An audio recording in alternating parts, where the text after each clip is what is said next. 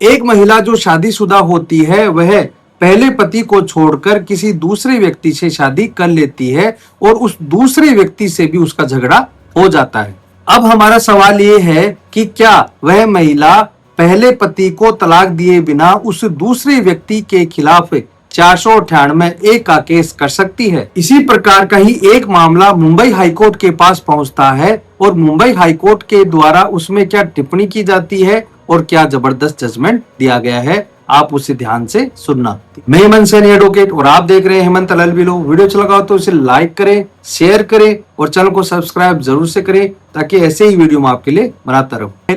पहले मैं आपको यह बता देता हूं कि इस मामले में फैक्ट क्या थे। इस मामले में यह होता है कि एक महिला के द्वारा पहले पति को तलाक दिए बिना ही दूसरे व्यक्ति से शादी कर ली जाती है और जो दूसरा व्यक्ति होता है वह ऑस्ट्रेलिया में रहता है और उस पत्नी को खर्चे के पैसे भिजवाता रहता है। और जो दूसरे पति की माँ थी वह भी उस महिला को गिफ्ट के तौर पर सामान भिजवाती रहती थी। और इसी दौरान ही वह महिला अपने दूसरे पति और अपनी सास को बिना बताए ही दुबई चली जाती है। और जब उनको यह पता चलता है कि वह महिला दुबई गई हुई है, उससे पूछताछ की जाती है तो वहीं से पता चलता है कि इसकी पहली शादी भी हो रखी है। और इस महिला से यह भी पूछा जाता है कि तुम दुबई क्यों गई थी, और इस बात को लेकर उन दोनों में खटपट हो जाती है और डिस्प्यूट हो जाता है और वह महिला उस दूसरे व्यक्ति को भी छोड़ देती है।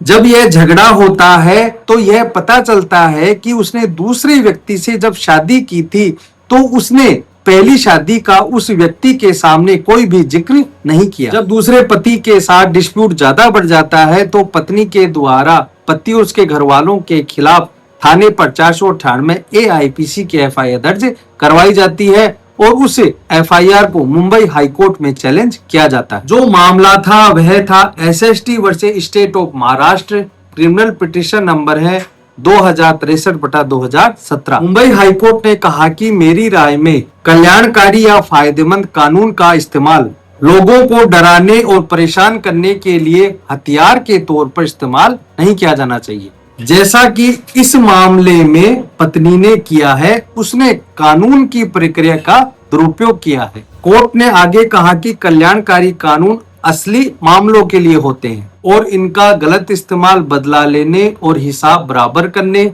या निजी दुश्मनी निकालने के लिए नहीं किया जा सकता। भले ही धारा 498A फायदेमंद कानून है, लेकिन जज ने जोर दिया कि व्याख्या आमतौर पर उस धारा के मकसद के अनुरूप उसे मेल खाने वाली होनी चाहिए। इस मामले में मुंबई हाईकोर्ट ने यह भी देखा कि पत्नी ने पहली शादी छिपाकर दूसरी शादी की थी। कोर्ट ने कहा कि शिकायतकर्ता पत्नी का व्यवहार और इस मामले का रिकॉर्ड साफ तौर पर उसकी बुरी नीयत को दिखाता है, क्योंकि कहा जाता है कि उसने अपने दूसरे पति से गुजारे भत्ते के रूप में 25 लाख रुपए की मांग की थी। इस मामले के तथ्य और हालात को देखते हुए यह साफ है कि उसने यह FIR दर्ज करवाकर कानूनी प्रक्रिया का दुरुपयोग किया है। अगर सही तथ्य रिकॉर्ड पर रखे जाते तो यह FIR ही दर्ज नहीं होती। याचिकाकर्ताओं ने 482 CRPC के तहत उस FIR को खारिज करने के लिए यह मामला दर्ज करवाया। याचिकाकर्ताओं ने FIR को रद्द कराने के लिए CRPC की धारा 482 के तहत मामला बनाया। 482 CRPC में हाई कोर्ट को इनहेरेंस पावर दिए गए हैं, जिसमें यह कहा गया है कि कोर्ट को अगर कोई व्यक्ति कानून का गलत इस्तेमाल करता है तो उसे रोकने के लिए पावर का यूज किया जाना चाहिए। दूसरे पति और परिवार के सदस्यों के खिलाफ IPC की धारा 498A के तहत दर्ज FIR के संबंध में यह स्पष्ट है कि धारा 498A के प्रावधान मौजूदा याचिकाकर्ताओं पर लागू नहीं किए जा सकते। कहने का मतलब है कि मुंबई हाईकोर्ट ने यह कहा कि 498A की जो FIR दर्ज की गई है वह दूसरे पति उसके घर वालों पर लागू नहीं होनी चाहिए, क्योंकि FIR की तारीख पर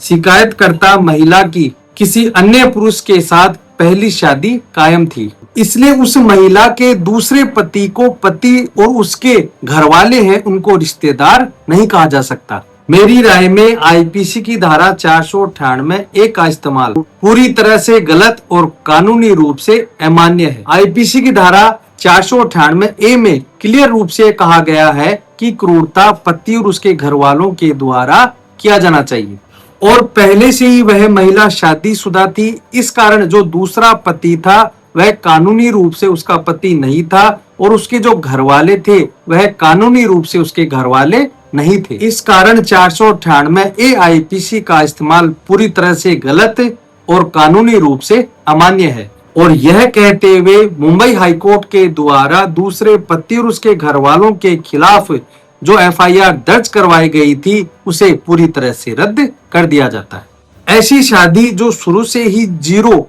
वॉइड है तो ऐसी स्थिति में वह महिला उस पति के खिलाफ 498 ए की कार्रवाई नहीं कर सकती है।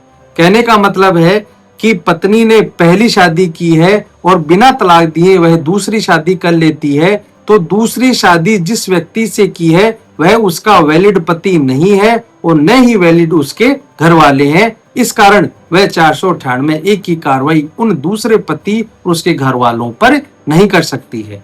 ऐसे इंटरेस्टिंग वीडियो के चैनल को फॉलो और सब्सक्राइब जरूर करें। धन्यवाद।